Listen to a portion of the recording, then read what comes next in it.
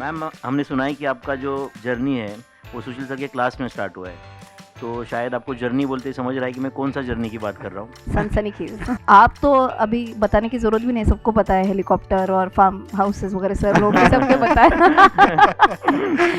तो आप ये चैनल सब्सक्राइब करो। तो जहाँ पे मैम का एक चपाती थियरी है, चपाती थियरी है, कमाल येणार आहे मला आता, म्हणजे मी संपणार आहे, मी आता सब चपाती theory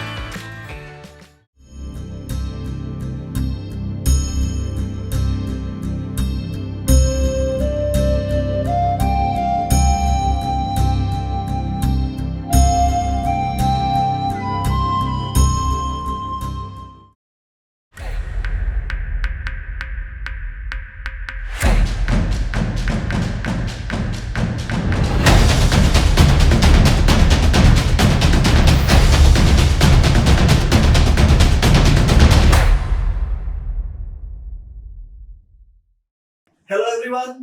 So I welcome CA Rachna Padke Ranade madam in Expert Professional Academy.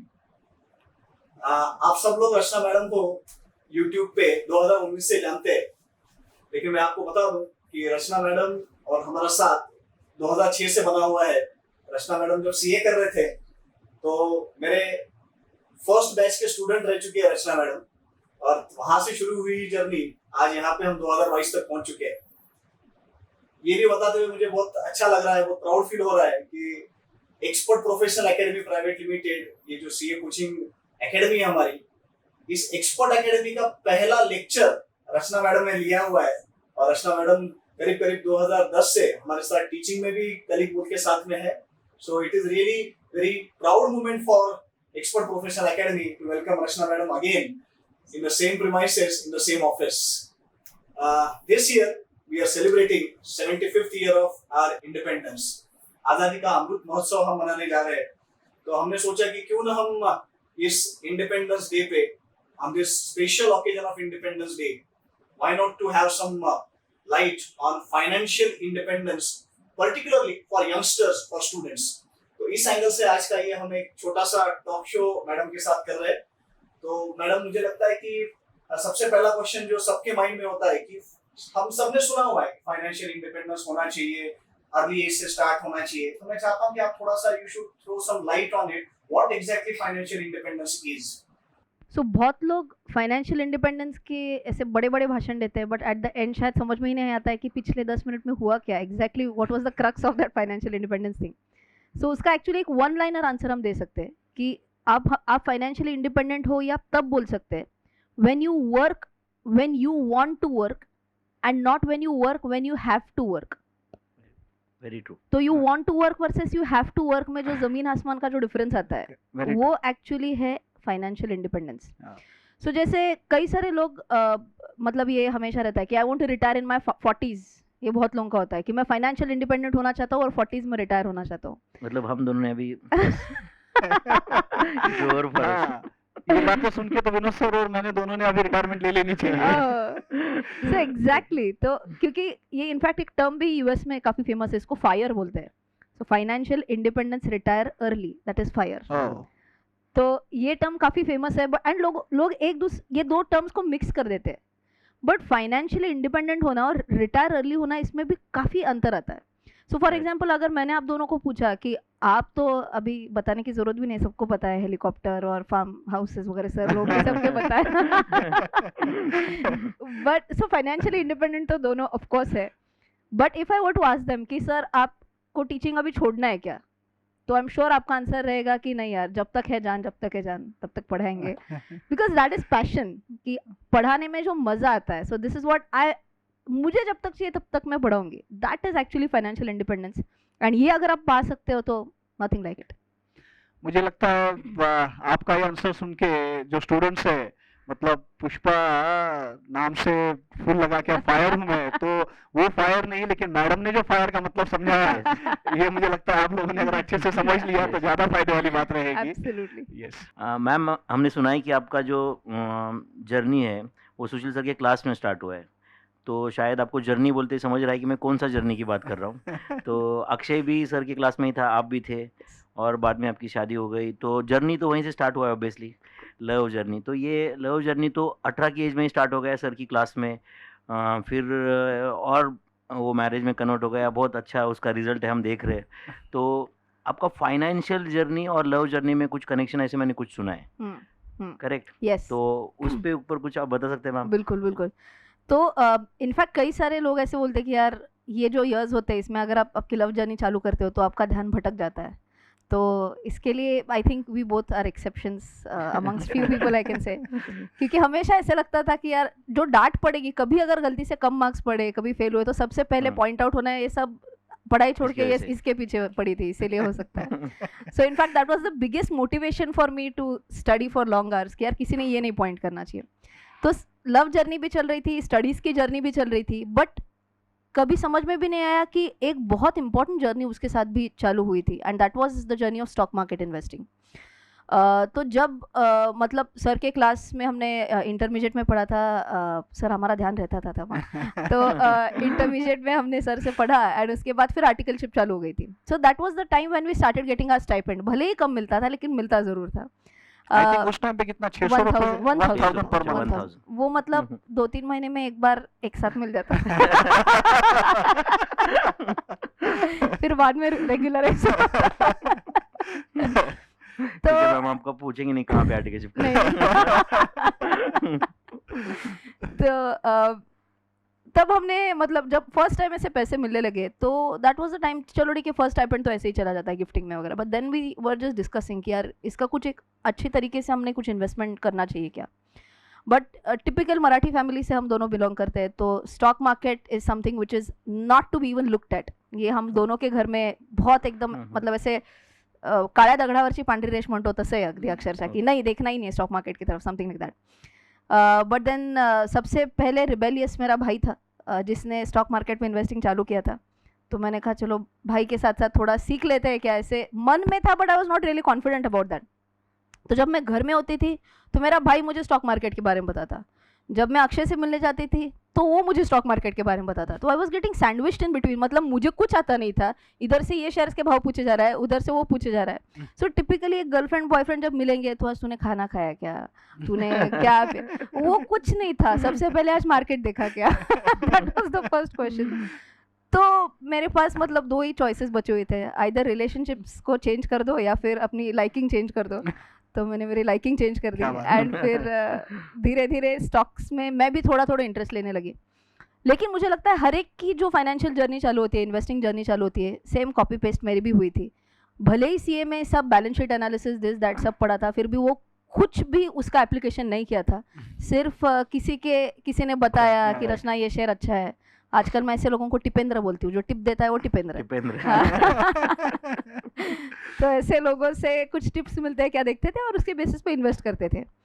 तो 6 में इन्वेस्टमेंट जर्नी चालू की, एंड 2008 में तो कुछ बताने की ज़रूरत ही नहीं जो क्या हुआ था.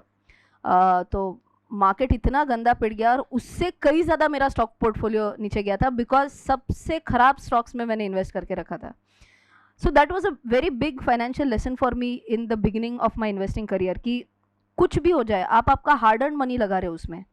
तो हार्ड अर्न मनी किसी की सुनी सुनाई बातों पे नहीं लगाया जाता है. आप एटलीस्ट थोड़ा तो देखो, मतलब आप Right. एटलीस्ट लेटर से टॉप लाइन ग्रोथ देखो, बॉटम लाइन ग्रोथ देखो, रिटर्न ऑन कैपिटल एम्प्लॉयड कितना है. जो फाइनेंस बैकग्राउंड से उसने तो ये एक्सक्यूज ही नहीं देना चाहिए कि मुझे ये समझ में नहीं आता है.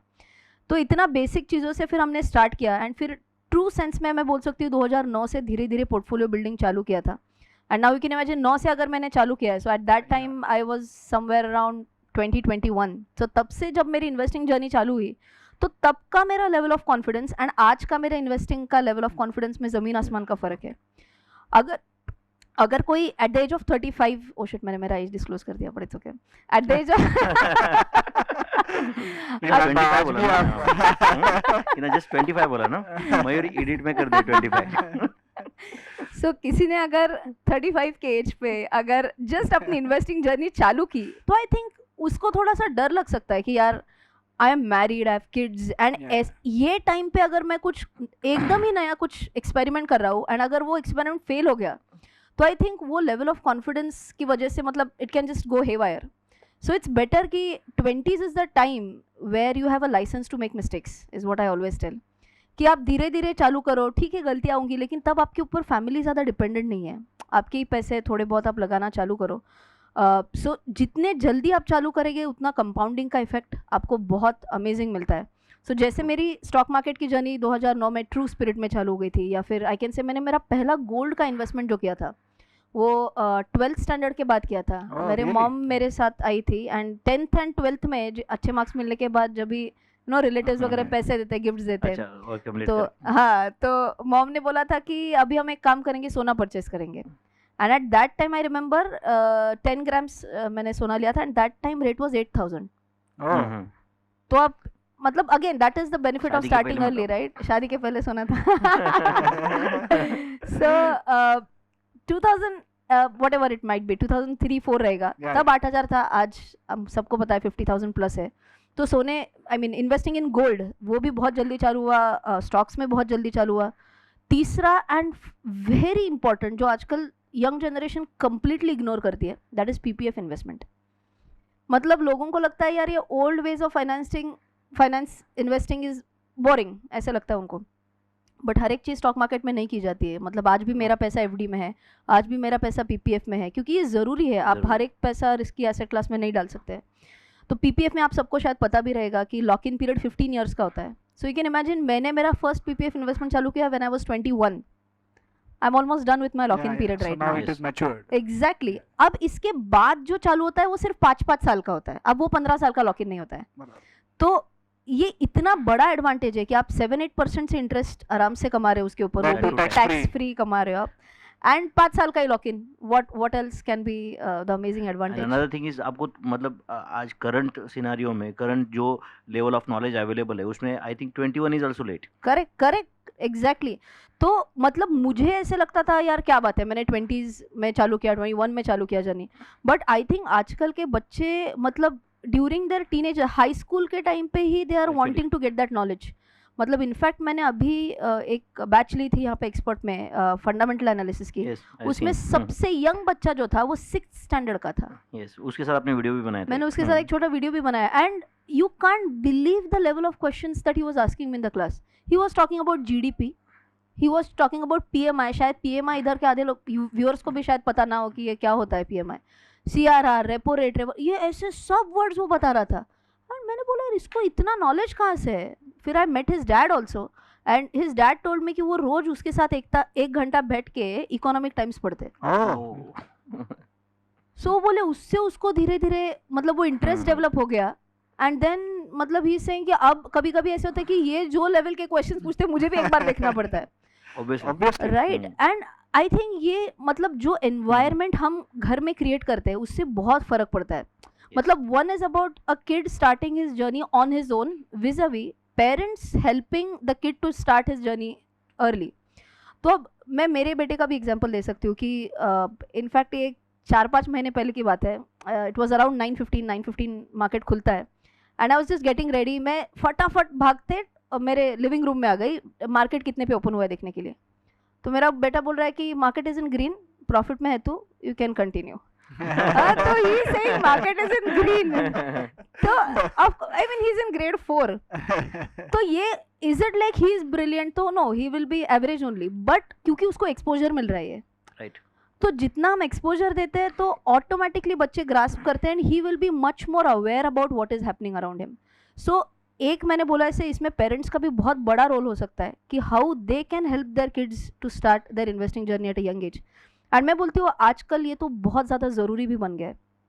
क्यों? क्योंकि आई बिलीव कि आपने मैंने कि हमने शायद इतना तो एक बेस बना के रखा है कि our kids can definitely pursue what their heart wants to pursue. True true.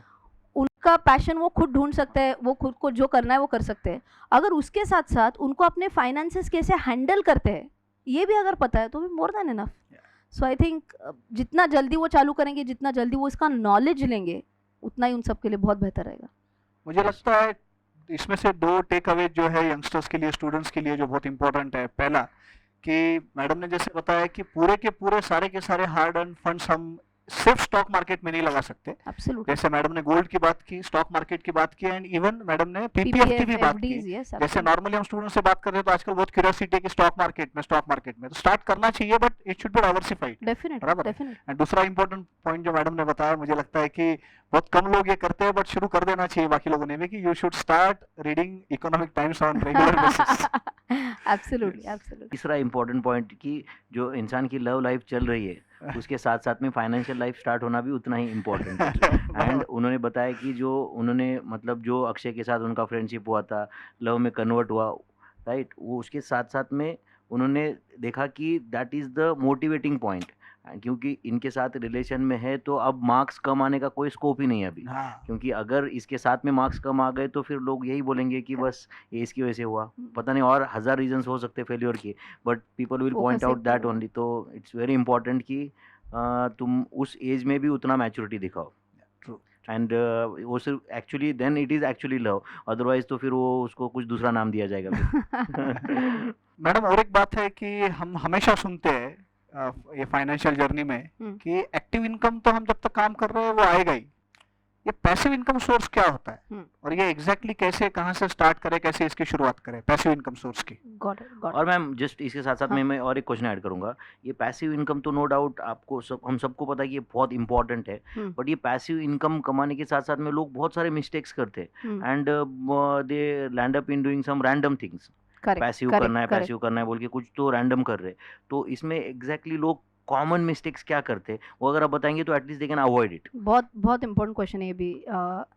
मतलब टिपिकली क्या होता है, स्पेशली यंगस्टर्स, वो इंटरनेट पे कोई अच्छी सेइंग मिल गई या फिर दिस कोट दैट कोट, वो सुन के बहुत ज़्यादा एकदम मोटिवेट हो जाते हैं। Typical motivational quote can be don't work for money, let money work for you. वो सुनने में बहुत अच्छा लगता है। That is the simple meaning of passive income, to be honest, right? Let money work for you is passive income and you working for money is active income, right? लेकिन ये इतना मोटिवेशनल लगता है स्टूडेंट्स को, और उनको लगता है यार बस इसी के लिए जीना है, मुझे पैसिव इनकम के लिए ही जीना है। तो मैं बोलती हूँ ये सबसे बड़ा मिस्टेक जो स्टूडेंट्स करते हैं वो यही है। एंड जो एकदम यंग प्रोफेशनल से ये भी शायद ये मिस्टेक करते कभी कभी। अब उनको क्या लगता है, बहुत सारे लोग मुझे पूछते हैं कि रचना मैम हमको शेयर ट्रेडिंग सीखना है। मैंने कहा ठीक है, आप अदरवाइज क्या करते हो? तो दिल टेल मी कि हम यहाँ पे जॉब करते हैं या फिर मेरा खुद का बिजनेस है ये वो, लेकिन ना पैसिव इनकम बहुत ज़रूरी है, इसीलिए मैं शेयर ट्रेडिंग सीखना चाहता हूँ। तो बोलती है फिर ये पैसिव इनकम है ही नहीं ना। लेकिन राइट, पैसिव इनकम कब होता है? जब आपको ध्यान भी ना देना पड़े और ऑटोमेटिकली पैसा आ रहा है is equal to passive income. So stock market में ये बोल सकती हूँ मैं कि आपने एक बार बैठ के रिसर्च किया, आपने उस स्टॉक में इन्वेस्ट किया, मे बी आपने उसका SIP टाइप्स किया कि हर महीने आप उसका एक स्टॉक लेते जा रहे हो, सोच भी नहीं रहे हो फिर उसके बारे में, वन टाइम स्टडी किया, हर एक महीने एक जा रहा है, और उसके ऊपर लेटर से कुछ डिविडेंड इनकम आ गया। That is passive investing, that is passive income. But आप रोज 9:15 बजे वो मॉनिटर पे जा रहे हो, फिर आज ये ऊपर जा रहा है, 5 मिनट में ये मैंने इंट्राडे ट्रेड मार लिया, मैंने कुछ स्कैल्पिंग किया, this that is not passive investing, क्योंकि आप उसमें आपका एक्टिव टाइम उसमें आप डाल रहे हो, एक्टिव इन्वॉल्वमेंट है आपका उसमें। कई सारे लोग उसका इतने ज़्यादा दे गो इनटू दॅट, मराठीमध्ये आपण म्हणतो खूप आहारी जातात त्याच्या लोक. They do that to such an extent कि कई सारे मैंने ऐसे केसेस देखे कि उनका main active source of income से ध्यान हट के यहाँ पे जा रहा है. So that is the biggest mistake, the question that you are asking that people do. तो आपका एक्टिव इनकम ही आपका सबसे बड़ा इनकम होने वाला है, तो उधर ही मेजर फोकस होना चाहिए. पैसिव इनकम धीरे धीरे आते रहेगा. People want to build passive income and they want it to happen in their 20s. That is never going to happen. आप 20s में फोकस इतना करो कि चलो ठीक है 10% of your income is passive income, that should be more than enough. फिर आप धीरे धीरे ये परसेंटेज बढ़ाते जा सकते हो कि लेटर से ड्यूरिंग 30s चलो कई 25% तक आए, 40 में कई लेटर से रफली अराउंड 50-50 के आसपास हो जाए. Then in 50s and then when you are retiring somewhere around 60s, तब आपका पैसिव इनकम हाईएस्ट होना चाहिए as compared to your active income. So again if you allow me in Marathi, कारण काही फिलिंग्स मराठीतच येतात की शरीर जेव्हा थकत जातं ना तेव्हा पॅसिव्ह इन्कम खरं हवं. जेव्हा तुम्ही ऍक्टिव्ह असता, why do you want to run behind passive income at that point in time. So passive income कुठलं असू शकतं, let us say you work really hard in your active business, त्याच्यातनं तुम्ही पैसे साठवले, then you know invest in let us say a house property and you are getting a rental income. If you don't want to invest in a house property, let us say you want to invest in real estate, so you go ahead with REITs, so real estate investment trusts. You are getting some dividend income out of that. That is passive income. You are keeping your money in PPF, you are getting interest. That is passive income. You are investing in gold bonds, you are getting some a return on that. That is passive income. But intraday trading, F&O trading, that is not at all passive income. This is where many people goof up. So always remember your maximum focus should be on your active thing. तो मैं हमेशा ये भी एक छोटा सा example देती हूँ, फोकस कितना ज़रूरी है आपका एक्टिव सोर्स पे और वो क्या वंडर्स कर सकता है. आप टॉर्च से अगर लाइट मारते हो तो भी लाइट ही आता है, लेकिन उससे कुछ ज़्यादा होता नहीं है. बट आप लेज़र लाइट जब मारते हो तो उससे एक्चुअली लोहा भी कट सकता है. तो आपका फोकस जितना लेज़र शार्प रहेगा आपके एक्टिव सोर्स पे, उतना ही आप आराम से you will be able to cut through your goal. And फिर आपको पैसिव इनकम क्या हो तो एनीवेज इवेंचुअली बिल्डअप होते रहेगा. So that should be a journey, it should not happen at one shot, is what I believe. Again I think एक बहुत अच्छा टेक अवे मैडम ने जो अभी बोलते बोलते बोल दिया कि आजकल कुछ स्टूडेंट जो स्टॉक मार्केट में जल्दी अर्ली स्टेज पे एंटर होते हैं और वो अर्ली मनी बनाने के चक्कर में F&O ट्रेडिंग, इंट्राडे ट्रेडिंग और ये सारे पे ही फोकस करते हैं. और कई बार ऐसे देखा हुआ है हमने क्लास में भी कि कुछ स्टूडेंट्स फिर उसमें इतने इन्वॉल्व हो जाते हैं कि वो अपना करियर तक बाजू में रख देते हैं. अभी तक तो वर्किंग स्टार्ट ही नहीं हुआ है, एक्टिव इनकम तो कमाना स्टार्ट ही नहीं हुआ है, और जो भी फंड्स उनके पास कुछ घर से आए हुए रहेंगे, पॉकेट मनी रहेगा, and to multiply it they go for such things, so that should be avoided actually. तो उसके लिए मैं सर एक सोल्यूशन भी देती हूँ, क्योंकि बच्चों को ऐसे वो ना लेफ्ट आउट वाली फीलिंग आती है, हम इसको फोमो बोलते हैं, फियर ऑफ मिसिंग आउट, कि यार वो कर रहा है वो कर रहा है, मैं क्यों नहीं कर रहा हूँ. तो उनको लगता है यार मैंने भी कुछ करना चाहिए. तो ऐसे केसेस में आप इंडेक्स फंड में SIP चालू कर सकते हो. Index fund is as good as you are investing in top 50 company. Nifty index fund ले लो आप, टॉप 50 कंपनीज ऑफ इंडिया में आप इन्वेस्ट कर रहे हो, 500 रुपए से आप स्टार्ट कर सकते हो, और वो धीरे धीरे 500 जा ही तो रहा है. आपको उसमें एक्टिवली इन्वॉल्व होने की जरूरत नहीं है. जब आपका CA का अटेम्प्ट है, आपको डेफिनेटली मार्केट से कंप्लीटली कट आउट करना चाहिए खुद को, तब भी आप फोकस कर पाओगे. इनफैक्ट आई रिमेंबर, जैसे मैंने बोला था अभी कि जब मैंने फर्स्ट मेरा स्टाइपेंड लिया तब मैंने स्टॉक मार्केट में इन्वेस्टिंग चालू किया था, but my attempt was November 2008 CA final वाला.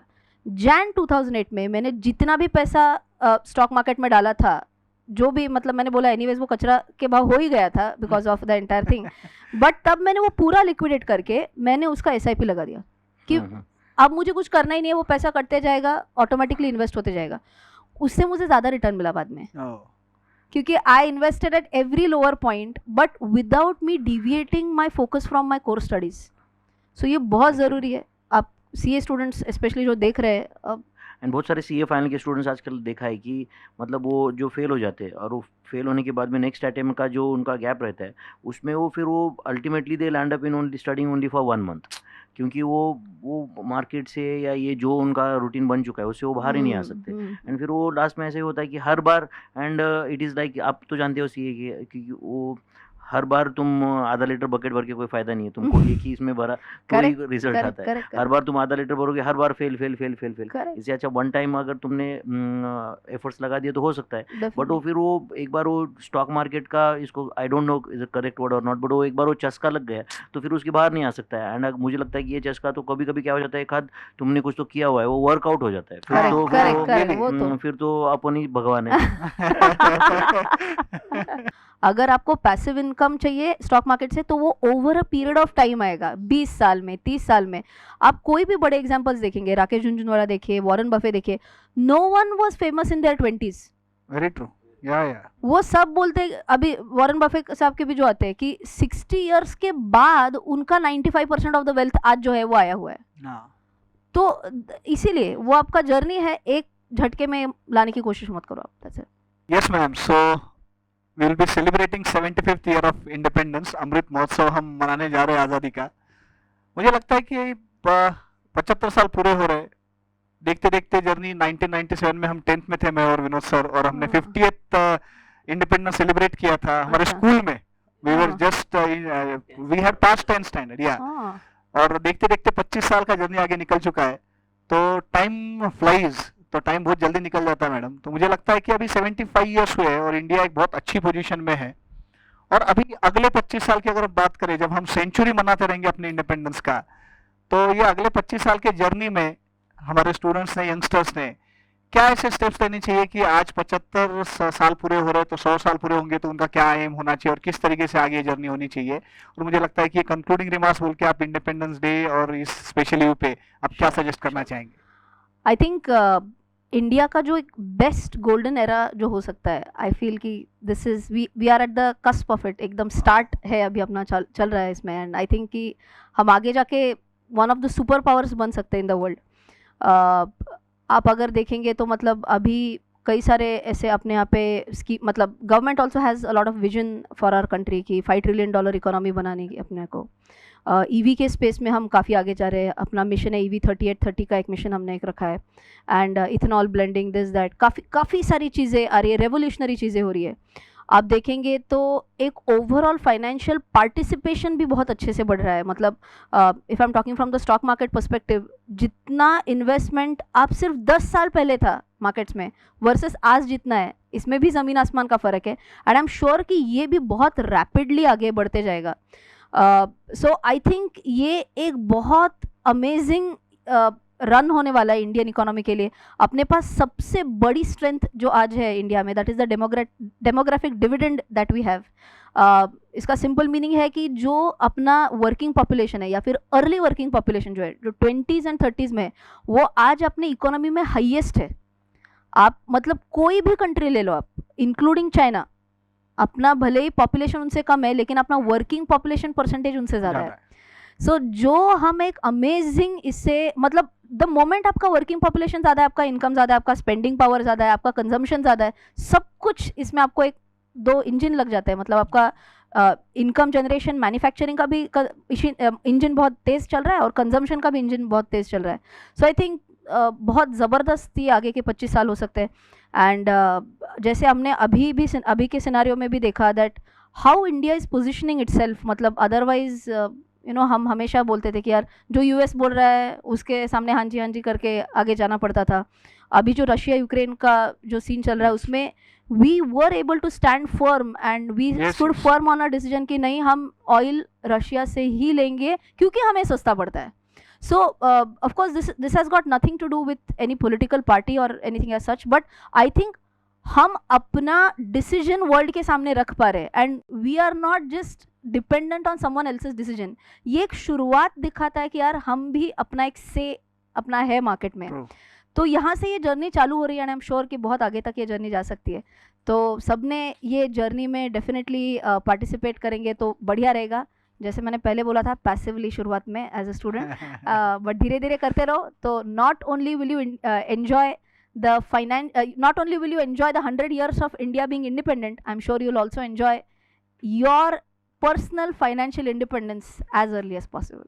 मुझे लगता है कि विनोद सर 25 साल बाद हम Yes, लोग sir. 65 रहेंगे और हम Yes. पैसिव इनकम के हाईएस्ट पॉइंट पे रहेंगे यस और उस टाइम पे फिर से हम इसी तरीके से मैडम को इनवाइट करेंगे क्या बात और सेंचुरी Yes. का भी हम सेम इसी तरीके से एक टॉक शो करेंगे Why not? तो Yes, sir. सारी यादें पूरी ताज़ा हो जाएगी और मैडम ने जो जो एडवाइसेस दिए जो जो भी आज फॉलो करना स्टार्ट करेंगे तो they will be enjoying the fruits of all the suggestions and that journey they will be enjoying on this special Independence Day to and this talk show we wish all a very happy Independence Day. Happy Independence Day. Yeah, and we wish that you all become financially independent.